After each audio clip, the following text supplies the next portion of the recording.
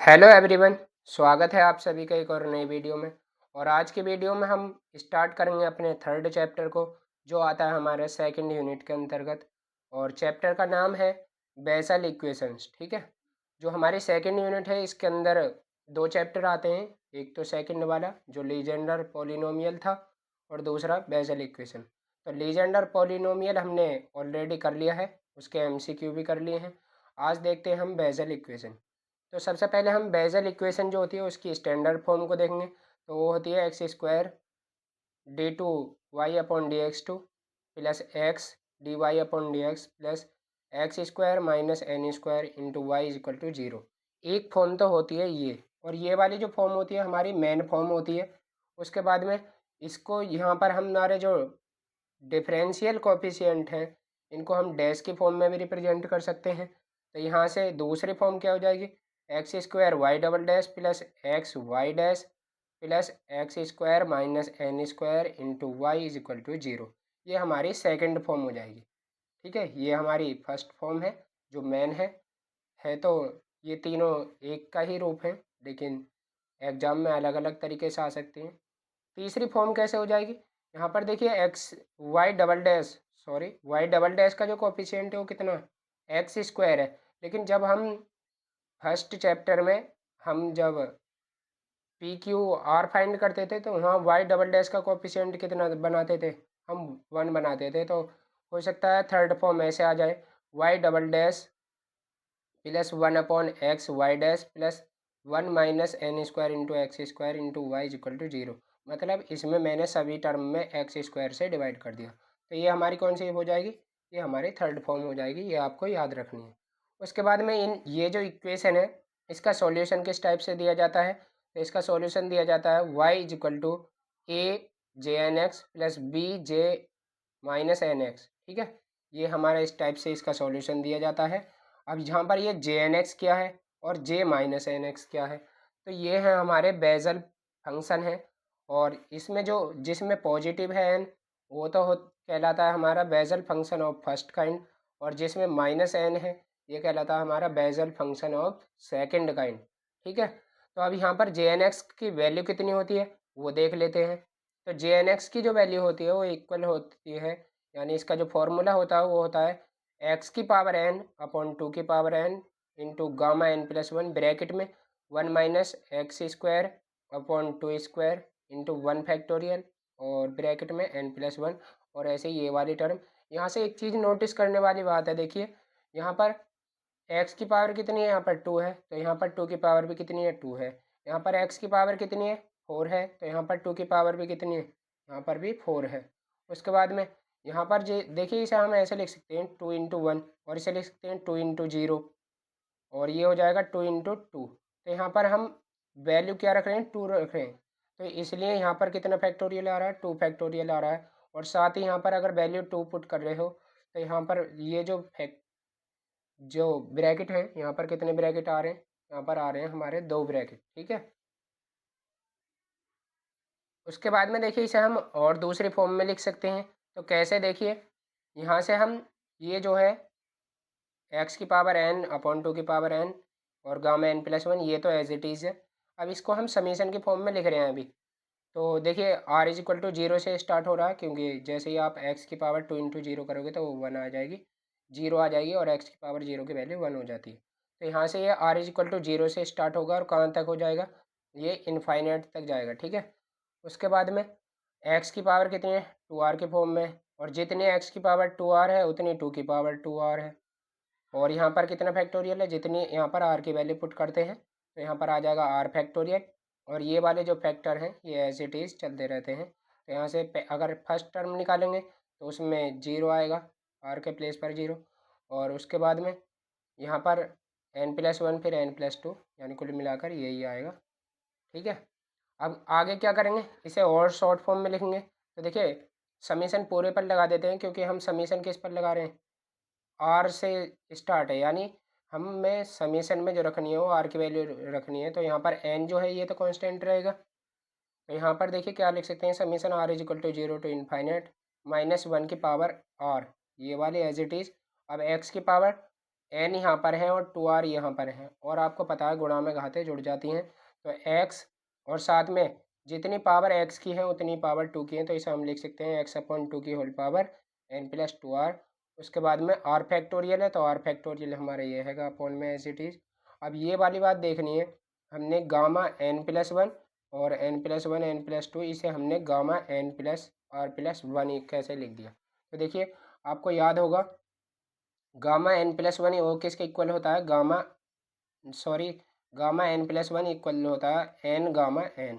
तो ऐसे ही अगर हम यहाँ पर n+r+1 पुट करेंगे तो ये किसके इक्वल हो जाएगा, गामा का साइन है ये, तो ये इक्वल हो जाएगा। देखिए इसमें से एक कम करना है, तो ये कितना हो जाएगा n+r और गामा n+r, ठीक है, ये हो जाएगा हमारा।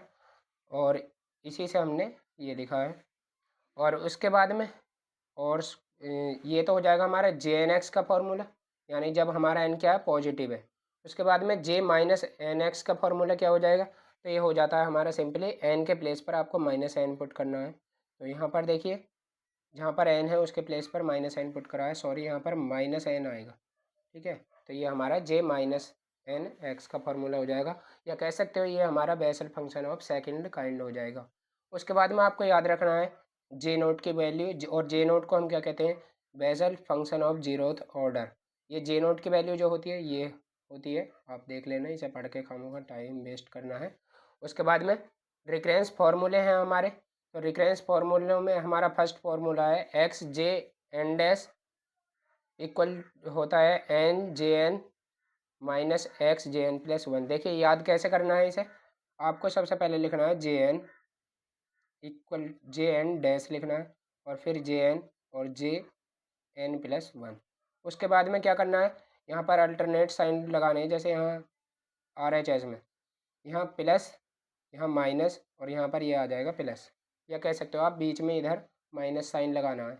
तो अब क्या करना है, उसके बाद में इससे पहले लिखना है x फिर n फिर x, ये हमारा फर्स्ट फंक्शन यानी फर्स्ट रिकरेंस फार्मूला हो जाएगा। उसके बाद में हमारा सेकंड है इसी टाइप से d/dx x की पावर -n/jn(x), यहाँ पर कुछ नहीं है तो यहाँ पर jn(x) है, ठीक है, यानी ये फंक्शन किसका है, x का है। तो इक्वल टू हो जाएगा -x की पावर -n/jn+1। थोड़ा सा इसे कैसे याद करेंगे देखिए, तो इसे याद करेंगे हम, देखिए इसे याद करने के लिए आपको सिंपली याद होगा, अगर d/dx आप x की कुछ भी माइनस पावर लें, जैसे मैं लेता हूँ यहाँ पर -2, तो कितना हो जाता है, देखिए -2 तो आगे आ जाता है, और x की पावर -2 और -1, या कह सकते हो 2 में एक और ऐड हो जाती है x की पावर, तो हो जाएगा -2 x की पावर -3, ठीक है। तो इसे याद कैसे करेंगे, तो देखिए माइनस तो बाहर आ गया, और x की पावर जितनी थी उतनी ही है, यानी x की पावर -n ही है। अब ये जो ऐड हुआ था ये हमने n में ऐड कर दिया, जैसे यहाँ पर n है तो यहाँ पर कितना कर दिया, n+1 हो जाएगा। ऐसे ही दूसरे वाले फॉर्मूले को देखिए, यहाँ पर x की पावर n/jn, तो ये इक्वल टू किसका हो जाएगा, x की पावर n तो सेम ही है, और डिफ्रेंशिएशन में एक पावर कम हो जाती है, अब ये माइनस थी तो ऐड हो गई थी, तो एक पावर कम हो जाएगी, तो यहाँ पर n-1 हो जाएगा। तो ये हमारे फॉर्मूले हो जाएंगे ऊपर, और ये फोर्थ हो जाएगा, ये फिफ्थ, और ये सिक्स, ठीक है, एक बार देख लेना आप। और एक बात और, ये हमारे जो प्रीवियस ईयर था, सॉरी प्रीवियस जो चैप्टर था हमारा था लीजेंडर पॉलिनोमियल एंड फंक्शन, उससे ज़्यादा इम्पोर्टेंट है, तो याद अच्छे से करने हैं इस वाले चैप्टर के, और जो इम्पोर्टेंट है मैंने वही लिखे हैं। उसके बाद में हमारा जनरेटिंग फंक्शन, और generating function very very important इस वाले चैप्टर का। तो देखिए जनरेटिंग फंक्शन क्या है, ये है अगर हमारा n कैसा है, n एक पॉजिटिव इंटीजर है, तो JN(x) जो है वो z की पावर n का कोफिशिएंट होगा, किसके एक्सपेंशन में, तो e की पावर x ब्रैकेट में z-1/z, और इसको पूरे को डिवाइड करें यदि हम 2 से, तो और इसका एक्सपेंशन करें तो इसमें z की पावर कुछ आएगी, तो z की पावर n जो आएगी उसका जो कोफिशिएंट होगा वही हमारा क्या होगा, JN(x) होगा। और ये असेंडिंग पावर में करो चाहे डिसेंडिंग पावर में करो, ये कोई हमारे फ़र्क नहीं पड़ने का, केवल ये z की पावर n का कोफिशिएंट होगा, यानी इसके कुछ मल्टीपल में जो लिखा हुआ होगा वही हमारा JN(x) है। या दूसरी आप कह सकते हो, यहाँ पर तो हमने z की पावर कौन सी ली थी, n, यानी पॉजिटिव है। अब यदि हम कहें कि जेड की पावर माइनस एन का कोफिशिएंट ले रहे हैं हम, तो यहाँ से क्या हो जाएगा, जे एन एक्स तब क्या हो जाएगा, माइनस वन की पावर एन इंटू में इसका जो भी कोफिशिएंट आएगा, और ये जेड की पावर माइनस एन के कोफिशिएंट, यानी जेड की पावर माइनस एन के गुणा में जो भी लिख रहा होगा उसकी अगर हम माइनस वन की पावर एन से मल्टीप्लाई कर दें तो तब भी हमारा क्या आएगा, जे एन एक्स आएगा। ये हमारा जनरेटिंग फंक्शन हो जाएगा। कौन सा होता है जनरेटिंग फंक्शन बेसल फंक्शन के लिए, तो वो होता है हमारा टी की पावर एक्स अपॉन टू। देखिए ये जो टू था हमने यहीं पर ही डिवाइड कर दिया इस बार, और ब्रैकेट में Z minus one upon Z. ठीक है, एक बार इसका स्टेटमेंट पढ़ लेना, आपको स्टेटमेंट से मतलब नहीं है, आपको मतलब है एग्जाम में कैसा आएगा। बाकी एमसीक्यू लेकर आऊँगा कल, आज ही शाम को लिख दूंगा मैं, तो उसमें आपको पता चल जाएगा। उसके बाद में कुछ इंपॉर्टेंट रिजल्ट हैं जो पिछले बार भी हमसे पूछे गए थे। जैसे फर्स्ट है हमारा, अगर एन हमारा एक पॉजिटिव इंटीजर है तो जे माइनस एन एक्स जो होता है हमारा वो होता है माइनस वन की power n J n x. ठीक है, यहाँ पर क्या रखा है हमने, माइनस एन है। अब हो सकता है माइनस एक्स आ जाए, तो जे एन माइनस एक्स किसके इक्वल होता है, तो ये भी होता है माइनस वन की पावर एन और जे एन एक्स। और उसके बाद में ये हमें इम्पोर्टेंट है, याद रखना है, ये दोनों भी इम्पोर्टेंट है, इम्पोर्टेंट तो ये सभी हैं और मोस्टली ये वाले, और ये 8 तक हमारे वेरी वेरी इंपॉर्टेंट हैं। एक इसमें ये है 12 वाला, और इसमें इतना कोई ख़ास इम्पोर्टेंट नहीं है, लेकिन ये इम्पोर्टेंट वाले ही लिखे हैं मैंने फिर भी। देखिए तीसरा जो है, अगर हमारा हो जे के कोफिशिएंट में यानी एन के प्लेस पर माइनस वन अपॉन टू रख दें, एक्स तो एज इट इज़ है, तो ये होता है हमारा under root two upon pi x into cos x, यानी जब माइनस हो तो क्या आएगा, कोस एक्स, और जब प्लस का वन अपॉन टू हो तो टू अपॉन पाई एक्स तो एज इट इज़ आएगा। बस यहाँ पर जब प्लस का होगा क्या तो क्या आ जाएगा, साइन एक्स आ जाएगा। उसके बाद में अगर हम इन दोनों का स्क्वायर करके ऐड करें तो आपको पता है cos square x plus sine square x कितना हो जाता है, वन हो जाता है, और इसका स्क्वायर करोगे तो ये हो जाएगा टू अपॉन पाई एक्स। ठीक है, ये हमारा एक न्यू हो जाएगा।